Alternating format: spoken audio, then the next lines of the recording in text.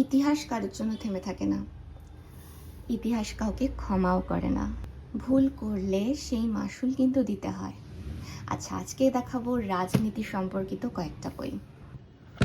প্রথম বই হচ্ছে কৌটিল্যের অর্থশাস্ত্র, আমাদের ভারতবর্ষের পলিটিক্যাল বাইবেল বলা যেতে পারে যাকে, চাণক্য সময়কার। তো কিভাবে পলিটিক্স চলে এবং চালানো উচিত, রাজার কি কর্তব্য, এই সমস্ত কিছুই কিন্তু এই বইটায় জানা যায়। দ্বিতীয় বই হচ্ছে জওহরলাল নেহেরুর দ্য ডিসকভারি অফ ইন্ডিয়া। অসম্ভব ভালো একটা বই।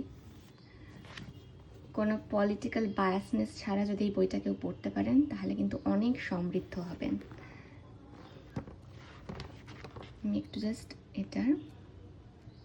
এটা দেখিয়ে দিই, কন্টেন্টসগুলো দেখিয়ে দিই।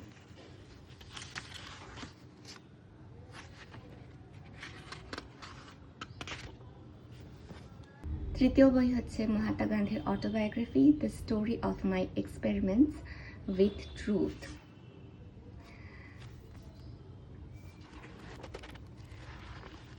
আর এটারও একটু কন্টেন্টসটা দেখিয়ে দিচ্ছি।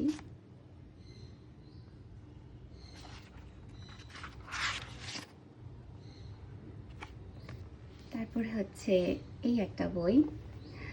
আমরা জানি আমাদের নেতাজিকে নিয়ে অনেক প্রশ্ন রয়েছে। অনেকে বলে তিনি এখনও জীবিত, তিনি জীবিত ছিলেন, তিনি আসলে মারা যাননি। তো অনুজ স্যার তো এই নিয়ে প্রচুর লেখালেখি করেছে, তাই এই বইটাও এখানে কিন্তু আমি স্থান দিলাম। এরপরের বইটা হলো an uncertain glory, India and it's contradictions. দেখতেই পাচ্ছেন, এটা হচ্ছে অসম্ভব ভালো একটা বই, অবশ্যই খুব গভীর, আর অবশ্যই এটা কিন্তু পড়া উচিত যাদের এই বিষয়ে আগ্রহ রয়েছে। আর যারা আরও বিস্তারিত জানতে চান তারা কিন্তু এই জিনিসটা পড়ে নিতে পারেন।